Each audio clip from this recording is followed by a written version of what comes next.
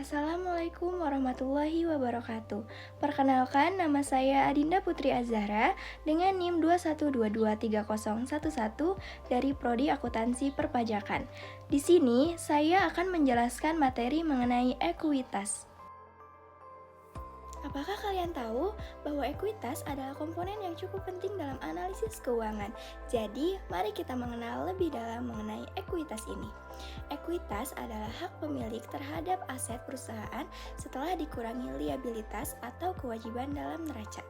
Ekuitas juga diartikan sebagai modal atau kekayaan entitas bisnis dihitung dengan jumlah aset dikurangi dengan liabilitas.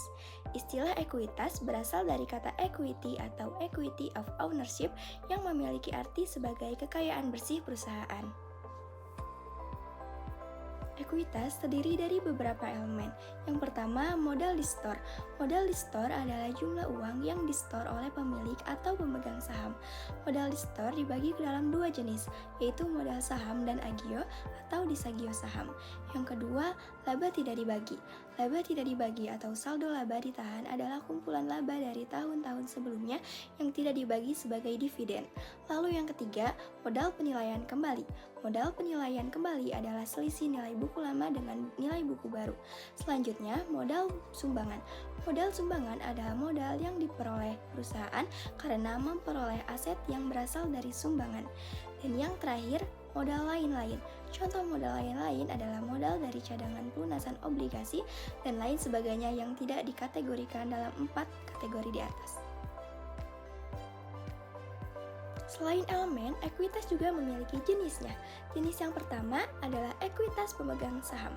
Ekuitas pemegang saham adalah jumlah nilai aset yang diberikan kepada para pemegang saham suatu perusahaan setelah dikurangi dengan hutang-hutang atau kewajiban lainnya. Dan yang kedua, ekuitas pemilik. Ekuitas pemilik adalah besarnya kepemilikan seorang pemilik atas bisnis terkait. Ekuitas pemilik biasanya berlaku untuk bisnis kecil. Setelah mengenal elemen dan jenis-jenis ekuitas, kini saatnya kita mengetahui apa saja contoh dari ekuitas ini. Yang pertama adalah saham biasa. Saham biasa merupakan ekuitas bisnis yang mencerminkan modal atau investasi awal yang disetorkan. Ekuitas ini memberikan hak kepada pemilik atau pemegang saham untuk memiliki aset-aset tertentu. Lalu, saham preferen. Berbeda dari saham biasa, pemilik saham preferen hanya memiliki sedikit kewajiban dan tidak memiliki hak untuk memilih. Dan contoh yang terakhir adalah pendapatan yang tersimpan. Saldo laba atau pendapatan yang disimpan adalah jumlah total pendapatan yang diperoleh suatu bisnis dikurangi seluruh dividen yang dibayarkan kepada para pemegang saham. Nah, itu dia penjelasan mengenai ekuitas. Saya cukupkan pembahasannya sampai di sini. Mohon maaf bila ada kesalahan. Semoga penjelasan yang saya berikan ini bisa bermanfaat untuk kita semua. Wassalamualaikum warahmatullahi wabarakatuh.